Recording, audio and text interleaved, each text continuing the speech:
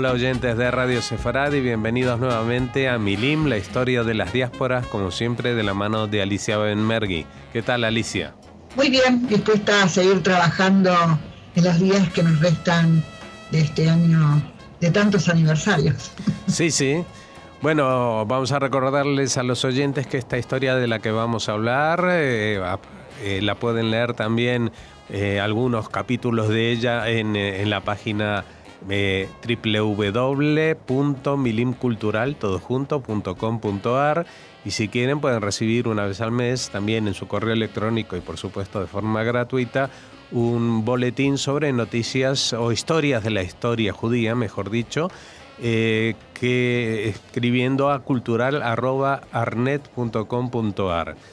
Y hoy vamos con la segunda entrega de este nuevo capítulo que hemos iniciado hace poco, que hemos llamado Camino a Occidente, porque habíamos hablado de los judíos del Imperio Zarista, pero ahí la cosa se está poniendo muy mala, muy complicada para los judíos, y encuentran una esperanza en la migración, no solamente a los países que antes disponían de alguna posibilidad, pero que eran difíciles, como en el centro de Europa, en Alemania o en Francia, y ahora se les abre el nuevo continente, ¿no? El continente americano.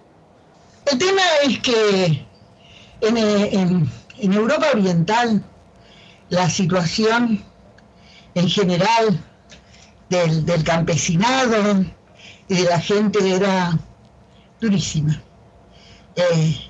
La miseria, sobre todo cuando llega a fines del siglo XIX, es generalizada. Las hambrunas, los padecimientos, no sé si solo de los campesinos, en general es muy grande. Así que, y por otra parte, así que no solo los judíos van a emigrar, emigran polacos, migran todos los que pueden, se van. Sí se van a Estados Unidos, pero también quiero hablar de algo que tal vez no mencioné en otro momento, porque esto también va a marcar una diferencia para los judíos que van a llegar al Nuevo Mundo. Y tal vez también a Gran Bretaña, y tal vez también a Francia. Los judíos que se van, hay un historiador que dice que a partir de 1800 los judíos empiezan a irse como pueden y donde pueden. Y a los lugares que van a ir, los judíos estamos retrocedidos. Así que está claro, estamos empezando siglo XIX. Y entonces hay un historiador que dice que los judíos van a migrar principalmente a Nueva York, a Varsovia, a Chicago, a Filadelfia, a Budapest, a Odessa, a Londres, a Viena y a Berlín. O sea que no es solamente al Nuevo Mundo, sino a ciudades importantes donde puedan vivir un poco mejor, donde tengan otras alternativas para ganarse la vida o para progresar y salir adelante. ¿Por qué estoy contando esto? Bueno, porque para 1800, yo no sé si lo contamos en otro momento, pero está bueno recordarlo a la gente, va a haber una migración de judíos de origen germánico a Estados Unidos. Ya tenemos ahí instalados los judíos sefaradíes desde 1656. Hay judíos sefaradíes en una muy buena condición económica, son gente importante, y si bien no son extremadamente numerosos, son una colonia importante en los lugares donde residen. Y después de 1800 empiezan a llegar los judíos que se van del imperio austríaco.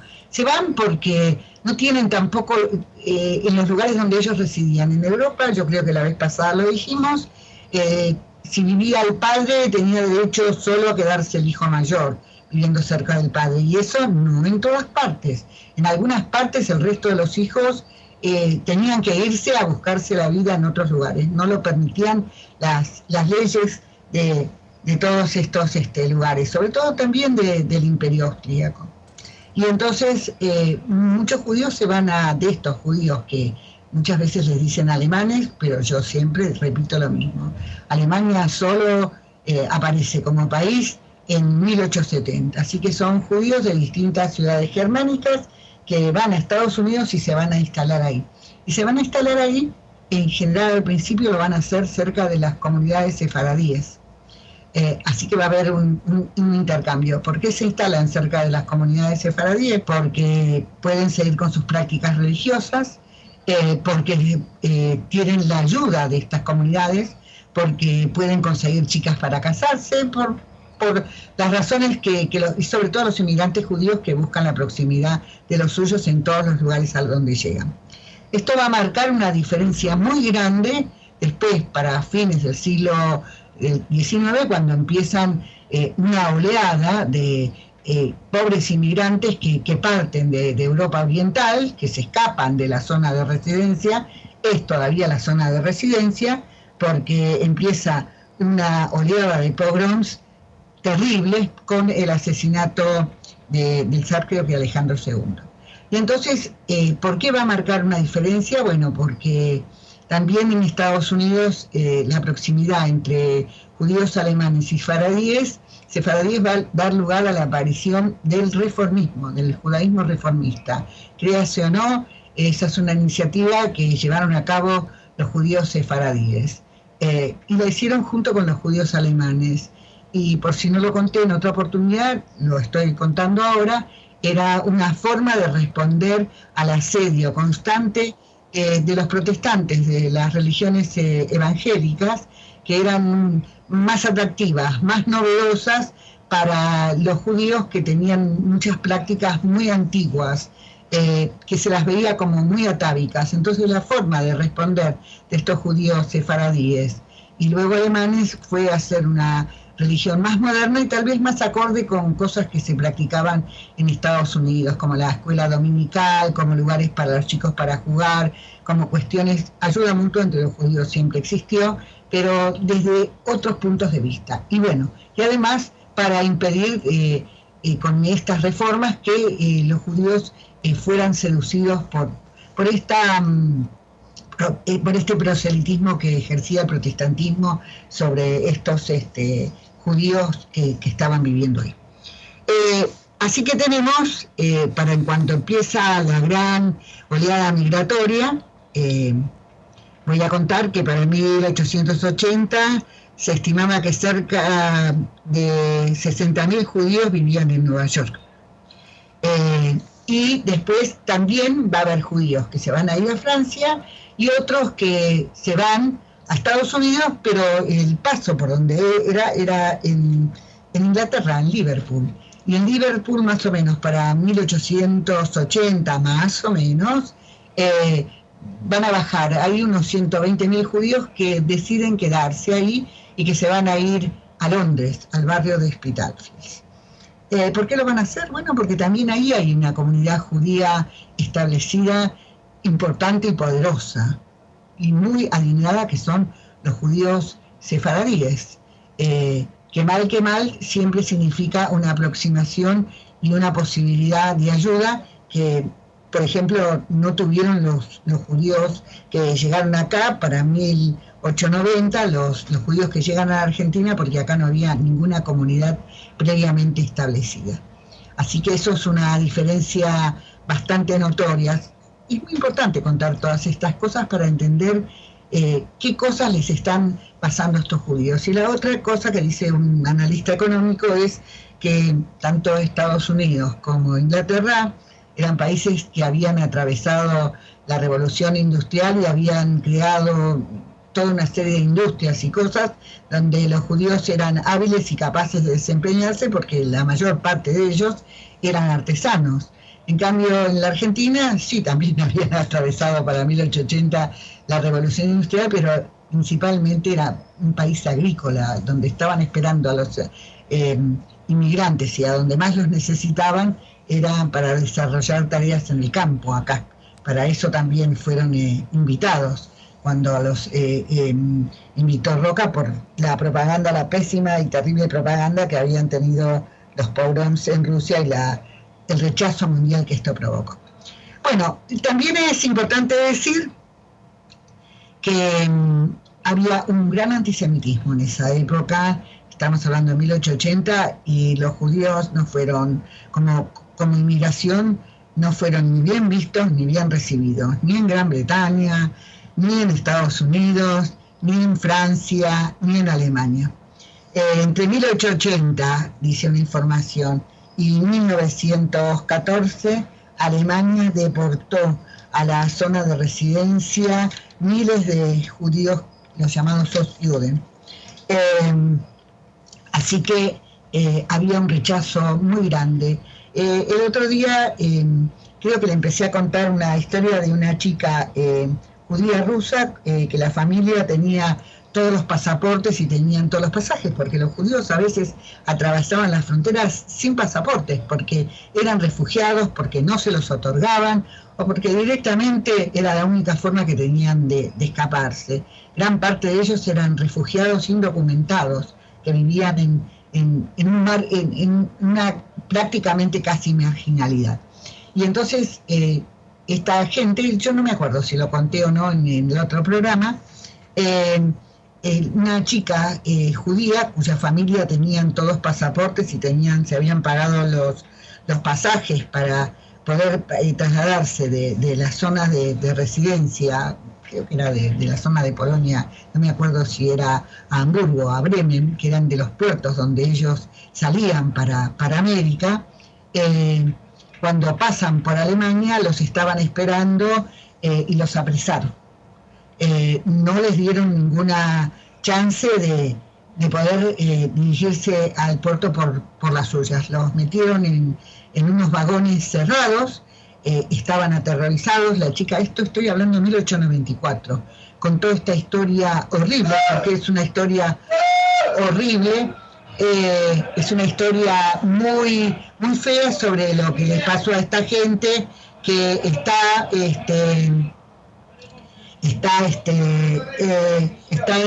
encerrada en un vagón, es llevada a una ciudad en especial, son bajados de ese vagón, los ponen estos cerca del puerto, pero además los fumigan, los obligan, los hacen sacarse la ropa, todos los fumigan, para impedir que transporten pestes o enfermedades, y los encierran en unos galpones especiales. Así que prácticamente son como una especie de presos, hasta que al final los autorizan a partir, pero cuando los autorizan a partir, otra vez los vuelven a poner en vagones cerrados, que los llevan al puerto, y el puerto, los barcos los van a llevar ellos van a llegar en este caso a Estados Unidos, y después de eso a Boston.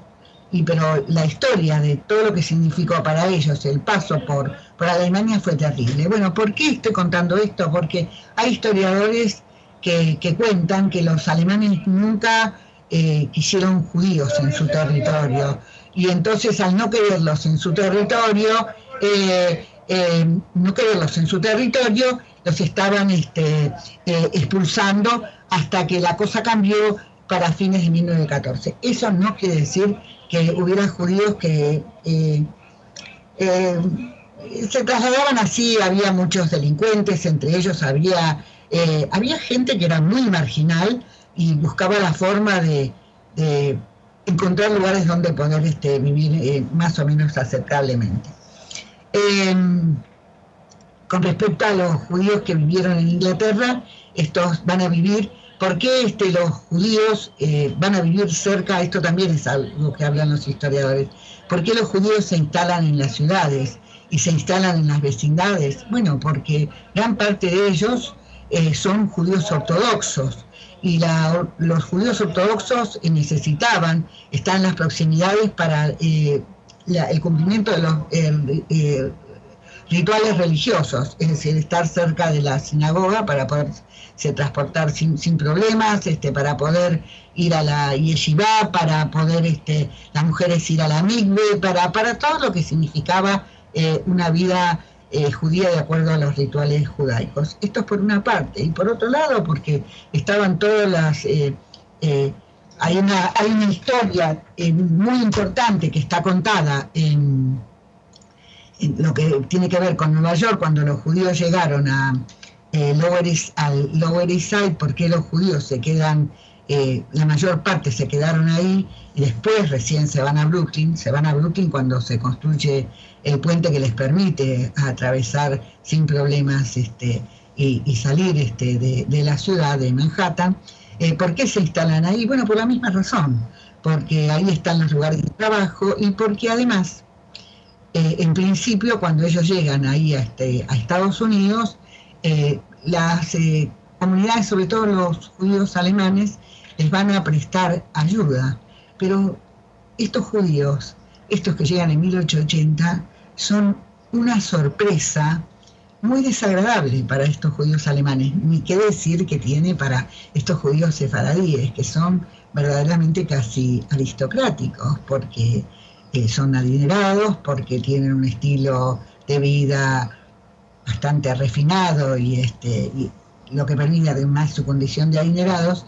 Y estos judíos que están llegando en 1880, algunos ortodoxos, después entre los ortodoxos también van a venir de todas clases, van a venir los que son los de izquierda, los socialistas, van a venir luego los bundistas, y van a venir los que son seculares, y además de todos los que van a venir y que son seculares y todo eso, también van a estar los anarquistas. Así que es una fauna muy variada y que le provoca a estos judíos alemanes, que están desde hace mucho más tiempo y están bastante bien instalados, están bien instalados y han creado la Bnei Brit, su propia logia, que no es una logia masónica, pero la Bnei Brit es una logia hecha de los judíos para los judíos. Entonces lo que va a pasar con estos judíos que se quedan ahí en el Lower, lo que dice un historiador también es que también se quedan porque son vecinos de los mismos shtetls, han venido casi de los mismos pueblecitos, de las mismas regiones, y entonces con el tiempo, o lo más rápidamente posible, establecen sus propias instituciones de autoayuda, pequeñas, pobres, pero que para ellos sirven también, que es lo que va a estimular y va a otras inmigraciones. Lo cierto es que lo que es importante tener en cuenta es que estos judíos no fueron bien recibidos y ni siquiera bien vistos. En Londres se los vio muy mal.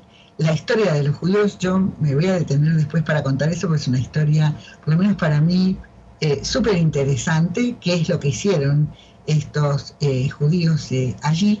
Pero creo que una vez hablamos de eso, pero puesto en un contexto sobre qué pasa, en un contexto que los rechaza, donde dicen que los obreros judíos cobran mucho menos que los obreros ingleses, entonces por eso consiguen más fácilmente trabajo. Además, son mal vistos porque son pobres, porque son algo muy extraño y muy ajenos al ambiente que existían en esa época, y porque verdaderamente no los querían. Entonces también hay todo, nosotros lo sabemos, creo que hablamos de esto alguna vez, Jorge, pero no está mal que lo vuelva a contar. La historia del antisemitismo que se habla sobre todo en la feria, en Whitechapel y en la feria de ropa vieja usada que había ahí en el barrio de Whitechapel. Entonces, uno que escribió historias muy antisemitas fue Dickens. Y entonces cuando Dickens escribe la historia del judío Fagin, que es el que entrena a los chicos judíos para que roben, es una historia que se propagó y que perjudicó mucho a los judíos, porque, cierto, había ladrones entre ellos, la miseria era espantosa, sobre todo en Whitechapel o en el barrio de Spitalfield también. Pero yo debo decir que cuando estuve en Londres, nosotros tuvimos un guía notable. Nosotros fuimos mucho a los lugares judíos, y este guía, que es un español que hace muchos años que vive en Londres y que también es guía del museo, del extraordinario museo de Londres, no, del museo del British Museum, que es uno de los mejores museos del mundo, nos contó que él hacía paseos ahí a Whitechapel, donde ya prácticamente casi no quedan judíos, quedaron muy pocos, los judíos se fueron yendo de ahí, y entonces van y lo llevan a los turistas por el tema que ahí estaba Jack, la historia de Jack el Destripador. ¿Por qué? Porque lo que difundió la prensa y lo que se dijo es que Jack el Destripador era un judío. Así que el tema del antisemitismo que existía en esa época en Londres era tan grande que todavía la leyenda de que Jack el Destripador era un judío sigue existiendo, y la gente va a pasear en ese antiguo barrio donde vivieron los judíos, sobrellevando una gran miseria, pero por otro lado también una vida de mucha dignidad. Bueno, porque ahí hicieron teatros, hicieron diarios, porque verdaderamente crearon en esa miseria, uno puede verlos en los videos y en las películas, un mundo propio muy interesante. Así que, bueno, tengo más tiempo para seguir contando cosas. No, por hoy no, pero tenemos todo el tiempo del mundo en próximas entregas. Bueno, entonces seguiremos hablando de esta tan particular diáspora judía que se instala en estos distintos países de Europa, con sus propias características, y para contar cómo fue todo eso. Y también lo distinto que fue de los que venimos acá, América del Sur también, ¿no? Uh-huh. Así que bueno, nos vemos la próxima vez para seguir hablando de esta, por lo menos para mí, fascinante historia de la diáspora judía, como dijo otro historiador que creo que mencioné su nombre. Bueno, ya será eso en 2019. Feliz año nuevo hasta entonces, y seguiremos hablando, y les recordamos www.bilimcultural.com.ar, y para el boletín cultural@arnet.com.ar. Muchas gracias, Alicia Benmergui. Feliz Navidad para quienes la celebran y la festejan, y feliz año nuevo para todo el mundo. Que tengamos un año mucho mejor que el que dejamos atrás, con solo cosas buenas. Total, para desear, decímonos lo mejor.